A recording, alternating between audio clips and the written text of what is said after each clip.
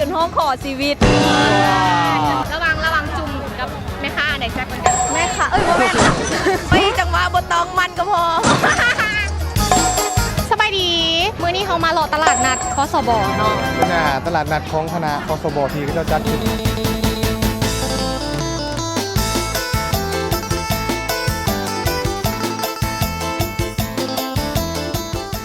ตลอดปีนี้ก็คือขึ้นเป็นพิเศษ คนมารอหลายกว่าแต่ละปีหลาย เต็มเลยคนมาเต็มเลย แล้วสำหรับมื้อนี้น้องเขาก็จะเป็นพิธีกรจำเป็นเนาะให้รายการนี้เนาะการล่อลมเป็นมาแทนด้วยแคตตี้ที่เพิ่นคาเวียกว่าเพิ่นมาบ่ได้เลยเฮาเลยมาเป็นพิธีกรจำเป็น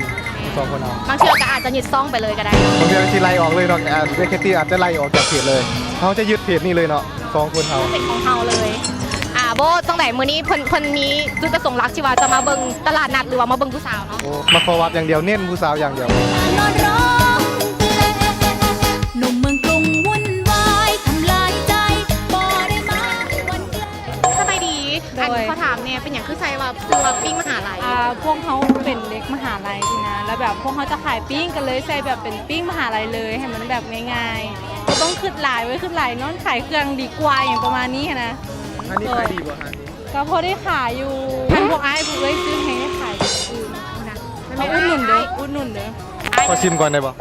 ชิมอย่างหล่ะซิมอย่างหลานเจ้าของห้างหรือว่าปิ้งเอวบางถ้าหากว่าไอ้รับฟังนะจากรายการเปิดเพลงสบายดีเป็นอย่างคือใส่ซื้อว่าหมูยีนแบบมันห้านหมูไปย่างก็คือเขาปิ้งคอหมูทอดที่นะมีดยูเดียวมาแต่ใส่มีอยู่แบบเป็นคำเสื่อมหรือว่าหมูยิดมิดยูที่นะเดี๋ยวว่ากินทอดไผ่สนอกกับกินทอดคนที่มาซื้อนะหลายๆคนผู้บ่าวผู้สาวที่นะเพราะว่าแซ่บอีกอย่างหนึ่งกับแซ่บอีกแล้วก็มีสโลแกนคือน้ำหมูที่ว่าเพชรยังโบเด็ดเท่าคนขายแม่ค้าเด็ดหรือพ่อค้าเด็ดพ่อค้ากับเด็ดแม่ค้ากับเด็ดเบิ้งแม่ค้ามีแต่ผุงงามๆเป็นหมูแล้วอยู่ในหาเลย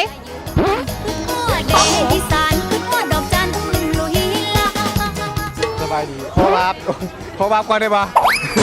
ชื่อปะเปาโดยห้านนี้เป็นซื้อห้านเลือกหมูจากการตลาดปี3/1ปกติเขาจะมียำมีปิ้งแล้วก็มีหมูป๊อปแต่ว่ามื้อนี้ปิ้งอีกรสนึงหมดแล้วหมดไวแห้งขายดีเป็นอย่างคือใส่ซื้อมาเรื่องหมูเป็นอย่างจะใส่เสื้อลืมหมูการขายที่หมูมันเป็นเรื่องหมูนะก็เลยใส่ซื้อเป็นห้าเรื่องหมูคิดว่าอยู่บ้านเลี้ยงหมูสันดอกเอาโบแมนสันดอกอันนี้เขาไม่ได้เบ้าเด้อกับเจ้าคิดกันเองเด้ออันนี้น่ะหมู5นี่กินแล้วบดตุยนี่ดิจังไหนนี่ตัวนี้หมาก็คือนอตักอันโตกับสีส้มเนาะถ้าคือหมายเลขใดจะได้รางวัลตามตัวนี้เลยเดี๋ยวเรามาลองกันลองตามมังกรทานเลยทานมิตรหวานของรางวัลหมาของเราจะมีถ้วยจอกขนมแล้วก็ตุ๊กตาด้านนั้นเลยมากระจายอีกรางวัลที่1คือตุ๊กตาตัวนี้เลยตัวมีตัวนี้เลย5,000ใน6เทื่อ5,000ใน6เทื่อแม่ดูแค่ละให้7เทื่อตัวนี้เหรอเอาพี่เหรอแม่เอาให้7เทื่อจะนะให้7เทื่อกันเลยนี่นะ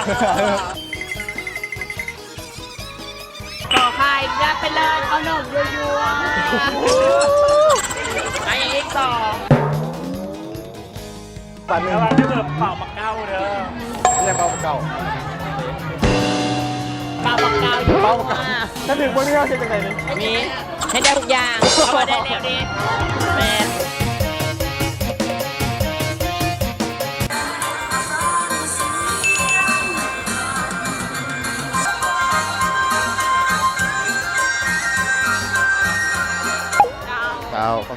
ชื่อว่าวิรพรแสงงามเนาะมาจากภาคบัญชีสาขากวดสอบห้อง AA4/1 เนาะงานนี้จัดขึ้นครั้งแรกเมื่อปี 2003 มันบอแต่ว่าบางปีเพิ่นสิบ่จัดฉะนั้นครั้งนี้จะกลายเป็นครั้งที่13ทีมงานป้อนนี่เขาจะมีอยู่2ชุดเนาะชุดหนึ่งจะเป็นชุดผู้หญิงจะมี7คนและชุดนี้จะเป็นชุดผสมหญิงซ้ายจะมีอยู่10คน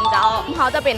กลุ่มฟ้อนของภาคบัญชีโดยเฉพาะเนาะที่แบบว่าโดนๆที่เราเลือก มารวมโตเฉพาะคนที่วางสาจังซี่สาจับมาใส่ปกติกับบ่ได้มารวมโตกันจังซี่ดอกนะ สบายดี โดยสบายดี ห้างเขาขายอย่าง อาหารของเฮาอะนะตอนเช้าเขาจะขายปีงเขาแล้วก็ประมาณ 10 โมง 11 โมงอะนะเราจะขายปีงจีน อันนี้มื้อสุดท้ายเหรอ โดยแม่นแหละ มื้อสุดท้ายเราได้ตั้งแต่สิได้กินบ่ดิ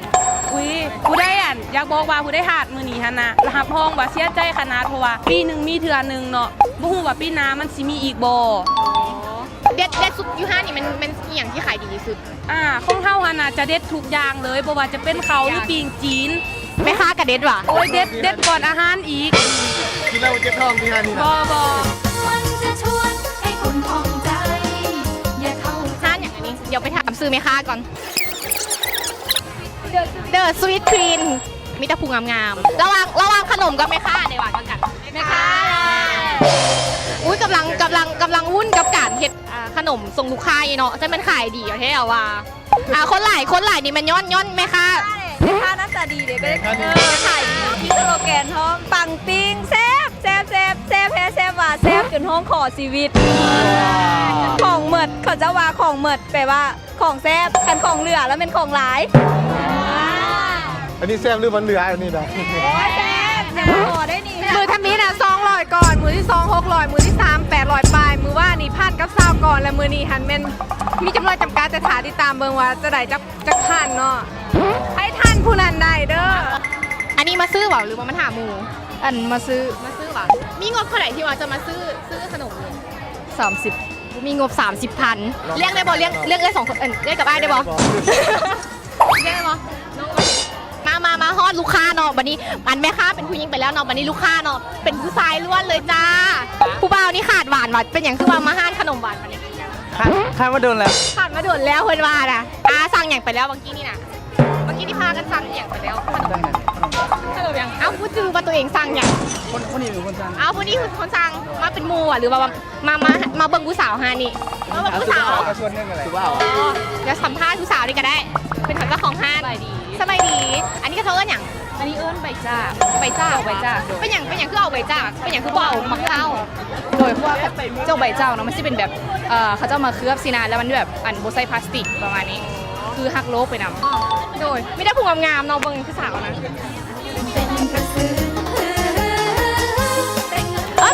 เติมได้เป็น3,000กีบท่านกินเมื่อเรามาเติมอีก3,000กีบได้ป่ะ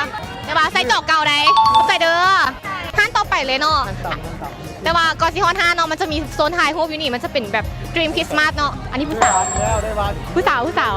จุดพิเศษของห้างสุมหัวแซบนี่มันมีอย่าง แม่นเมนูพิเศษแม่นแนะนำเป็นตับไข่ลูกเขยเนาะแซ่บทางห้างของเขาได้ขายดีกว่าหมู่ อ๋อตามใครลูกเขยเนาะมันพยายามมาเป็นลูกเขยอยู่เนาะก็มาห้างนี่ได้แล้วอุ้ยอายเดี๋ยวมีแต่พุงงามๆบ่กล้ายืนใกล้เว้ยสบายดี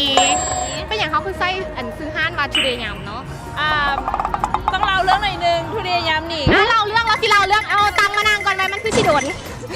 คือถ้ามีทอบูสิตั้งซื้อห้านกันก็เลยเปิด พอแล้ว เลย ไป สรุปไปยังพออันนั้น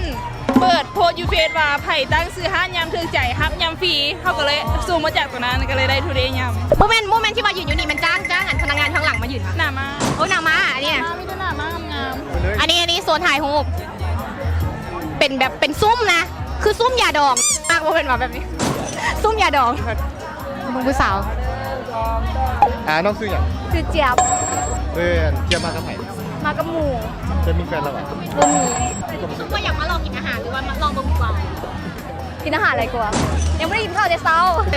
จังไหนนี่ขายดีว่าผู้สาว ขายดี เอาไม่ได้ขายต่ำวะเอาคนนี้ว่ะหน้าฮักสดใส โดย มีความกากเพกกากเพชร กากเผ็ด อันนี้เพชรนี่ตั้งติดเอาอะหรือว่ามูตินให้ ติดเอาเองติด พูดติดให้กับยันโมงามมันอ่ะ อ๋อแล้วเป็นอย่างคือว่าต่ำจนแตกว่าเขา ต่ำจนแตกก็แบบต่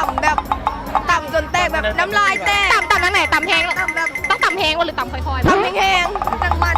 มันจึงมัน มีจังหวะของมันบนเป็น จังหวะบตองมันก็พอ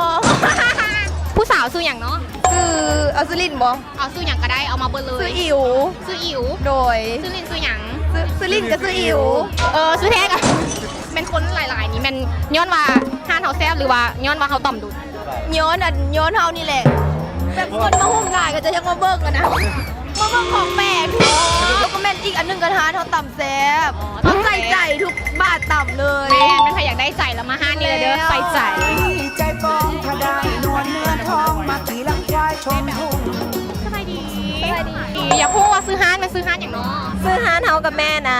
ปิ้งน้องสวยมึกแน่เนาะความหมายก็คือว่าปิ้งน้องสวยมึกแน่มันคือแบบเฮาปิ้นกลับซื่อๆบ่มีหยังเนาะ อยากพูดว่าขายดีบ่มื้อนี้ ได้ขายดีเกินคาดเนาะมื้อสุดท้าย คนหลายเนาะคนว่าบ่แล้วที่ว่ายังไปยังมานี่มีไผสะดุดตาบ่ มีหลายแต่เขาจะมากับ มากับ คู่ ไผ ใจ ก็มากับแฟนมันละเฮ้ไอ้บ่าวนี่ยังโสดได้ ได้โอ้ยได้ แต่ว่าเงินกับบ่มีนัดรถกับบ่มี โอนไว้ อ๋อเราโอนไว้สายเปย์ตอนนี้นะ จังหวะตะลุงบนหลังควายในยามเย็น สัมภาษณ์ลูกค้าถาก่อนก็ได้สบายดีซื้ออย่างเนาะ สื่อฟ้า อันนี้มาซื้ออันของกินหรือว่ามาเบิ่งผู้บ่าว มาซื้อของกินละเนาะ เรามีแบบเบิ่งบ่มีแบบห่างตาอย่าง หน่อยนึง สบายดีโดยตั้งซื้อห้านมาโทษ เฮาหันอยากจะอันแบบเฮาให้คันโฮสเกี่ยวกับอาหารโฮสเป็นพวกนี้ แต่ว่าเฮาหันอยากให้กันลูกค้าพอใจกับอาหารเฮาตั้งใจเฮ็ดมันเฮาเฮ็ดเองทุกอย่างที่ต้องซื้อโทษทัก ละที่ว่าอันผู้บ่าวมาหลายๆนี่มันย้อนอย่างย้อนแม่ค้าหรือว่าย้อนอาหารแซ่บ ทั้งสองอย่างเลย ละเจลนี่แซ่บบ่ เจลแซ่บ ระวังเจลกันไหมคะใส่แซ่บกัน เท่ากันแหละ อ้าวการันตีให้แล้วว่าแม่ค้าแซ่บก่อนแต่นี่ออกมาได้ใส่ ไปสั่งกระเจ้าเฮ็ดให้ โมเมนต์เป็นรักเอาอยู่หลังตลาดว่ะ บ่ได้รัก เราดมเมื่อกี้นี่เราคือว่าได้กินป่า เราทำอิดกากระไปอยู่ตลาดมาก่อนแต่วันนี้ก็สั่งกระเจ้ามา อ๋อไปสั่งเอามา สวัสดีคือพิมพ์มาซ่อนวรศักดิ์สลินเสตาหน่อย วันนี้มาหาอย่าง ค่ายจุ่มซื้อหานจุ่มมาแฉจุ่มเสส่วนน้ำไส้ต้มยำ ระวังจุ่มใส่ส่วนกับแม่ค้าอันไหนแซ่บกันกัน แม่ค่ะว่าแม่ค่ะทั้งซ่องใช่บางซ่อง ทั้งซ่อง ทั้งซ่อ ทั้งซ่องเลยทั้งซ่อง ขายดีกว่ามื้อนี้นะ ดีทุกมือเว้นเฉพาะในมือนี้ ย้อนเนี่ยย้อน ย้อนอย่างย้อนแม่ค้า ย้อนไป หรือ ค่ะ ว่า แรก ย้อนไม่ค้าหรือว่าย้อนการตลาดของท่านดี ดีทุกอย่างคันบ่ดีทุกอย่างบ่ครบองค์ก็มันก็ค่ายบ่ดี แต่ว่าตามที่สังเกตเบิ่งนี่นะเขาเจ้าสนใจท่านนี่หลายเลยย้อนอย่างแม่ค้านี่แหละ ยังจังไปทาดอก